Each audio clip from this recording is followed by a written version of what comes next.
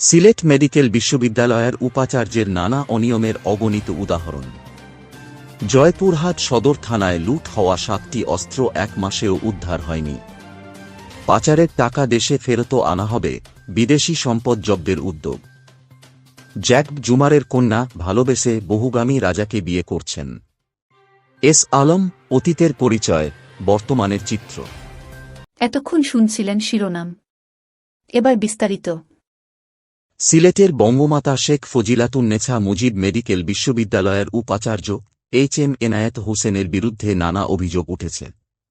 অনিয়মিত উপস্থিতি, স্বজনপ্রীতি এবং দুর্নীতির অভিযোগের মধ্যে রয়েছে কেন্দ্র পরিদর্শনে না গিয়ে বিল তুলে নেওয়া, সপ্তাহে 4 দিন ঢাকায় থাকা এবং দরপত্র প্রক্রিয়ায় জালিয়াতি। উপাচার্য এই অভিযোগের সঠিক উত্তর দিতে পারেননি এবং শেখ হাসিনা সরকারের পতনের পর থেকে বিশ্ববিদ্যালয়ে অনুপস্থিত। জয়পুরহাট সদর থানার অস্ত্রাগার থেকে 5 আগস্ট রাতে লুট হওয়া 44টি অস্ত্রের মধ্যে এখনও 7টি উদ্ধার করা যায়নি। উদ্ধার হওয়া অস্ত্রগুলোর মধ্যে 6টি পিস্তল ও একটি রাইফেল রয়েছে। অস্ত্রগুলো অবৈধ কাজে ব্যবহৃত হওয়ার আশঙ্কা রয়েছে। গত 1 মাস ধরে পুলিশ এসব অস্ত্র উদ্ধারে তৎপর রয়েছে। সরকার বিদেশে পাচার হওয়া অর্থ দেশে ফেরত আনার উদ্যোগ নিয়েছে, যার মধ্যে রয়েছে যুক্তরাজ্য, দুবাই, সিঙ্গাপুর ও যুক্তরাষ্ট্রে পাচার হওয়া অর্থ। বিশ্বব্যাংক সহ সংশ্লিষ্ট দেশগুলোর সঙ্গে আলোচনা শুরু করা হয়েছে। এছাড়া দেশে ঋণখেলাপিদের যেসব সম্পদ আছে সেগুলো জব্দের পরিকল্পনা নেওয়া হয়েছে। গতকাল ব্যাংকার্স সভায় Bangladesh bank governor Ahsan H Mansur এসব তথ্য জানান।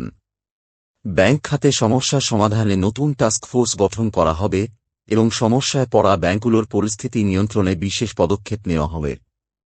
দক্ষিণ আফ্রিকার সাবেক প্রেসিডেন্ট জ্যাকব জুমার 21 বছর বয়সী মেয়ে নোমশেবো জুমার বিয়ের ঘোষণা দিয়েছেন ইসওয়াতিনির রাজা তৃতীয় মাসওয়াতির সঙ্গে। রাজা মাসওয়াতি বর্তমানে 11 জন স্ত্রীর স্বামী এবং মোট আনুষ্ঠানিক বিয়ের সংখ্যা 15। ইসওয়াতিনির মুখপাত্র দাবি করেছেন, এই বিয়ের পেছনে কোনো রাজনৈতিক উদ্দেশ্য নেই এবং ভালোবাসা বয়স দেখে না। রাজা মাসওয়াতি 38 বছর ধরে সিংহাসনে রয়েছেন এবং তাঁর বহুবিবাহ নিয়ে সমালোচনা রয়েছে। এস আলম, যিনি এস আলম গ্রুপ অফ ইন্ডাস্ট্রিজের মালিক, দক্ষিণ আফ্রিকার সাবেক প্রেসিডেন্ট জ্যাকব জুমার ছেলে মোহাম্মদ সাইফুল ইসলাম ওরফে মাসুদ। তাঁর কোম্পানির সদর দপ্তর চট্টগ্রামে এবং কর্মী সংখ্যা 1,80,000। আওয়ামী লীগ সরকারের সময়ে এস আলম বিভিন্ন অনৈতিক কর্মকাণ্ডের জন্য পরিচিত হলেও তার বিরুদ্ধে কোনো তদন্ত হয়নি। গত বছর এস আলম ও তার স্ত্রীর সিঙ্গাপুরে বিশাল ব্যবসা গড়ে তোলার খবর প্রকাশের পর উচ্চ আদালত তদন্ত বন্ধের নির্দেশ দেয়। আওয়ামী লীগ সরকারের পতনের পর এস আলমের দুর্নীতি এবং লুটপাটের কাহিনী প্রকাশ হতে থাকে।